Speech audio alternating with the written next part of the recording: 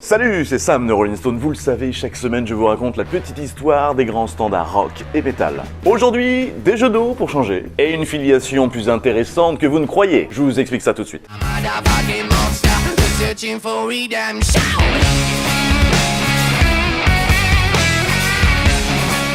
On est en 2021 et c'est sur l'album Teatro d'Ira Volume 1. Ah, j'ai essayé. Maneskin, c'est qui? La traduction danoise de Clair de Lune.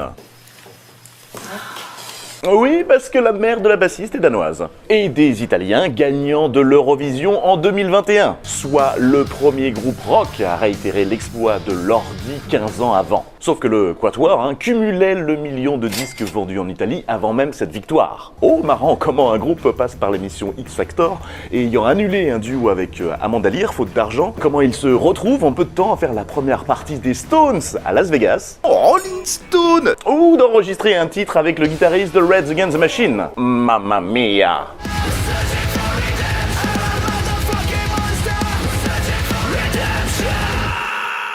De fin 2019 jusqu'au printemps 2020, le groupe vivait à Londres. Or, inspiré par la tournée précédente, Maneskin a tout réalisé en direct pour conserver une part de spontanéité. Pour I Wanna Be Your Slave, la première mouture était au piano.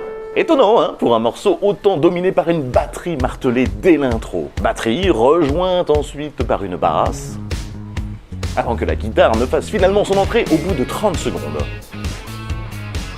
Oh, ça ne vous rappelle rien? Oui, sauf que chez Maneskin, il y a plus de détails. Une cobelle, par exemple, quelques paroles susurrées, un break, et même 2 solos. Le plus drôle, le reste du groupe avait rejeté la démo du chanteur. Il a fallu une simple distorsion pour convaincre tout le monde. Comme quoi...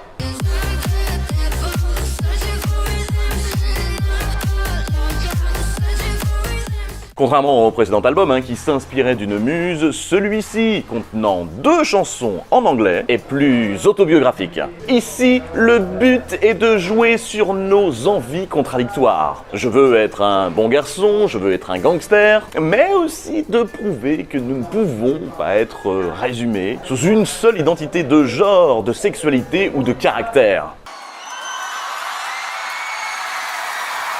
Au-delà, c'est surtout l'occasion d'illustrer la dualité amoureuse, l'envie de posséder l'autre, mais aussi les compromissions pour y parvenir. Bref, la liberté d'être chat et souris. Notez d'ailleurs que le titre « Je veux être ton esclave » est entièrement en majuscule. Eh oui, comme une affirmation et non une contrainte. Britney Spears n'aurait pas dit mieux.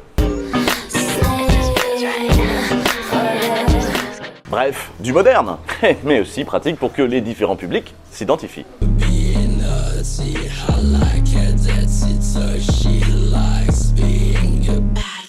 Le clip, il a été tourné par Simone Bozzelli, alors âgé de 27 ans. Une sorte de boucle voyeuriste où l'on casse la frontière des représentations, où l'on illustre les désirs interdits, avec provocation à la religion et images en infrarouge type sextape.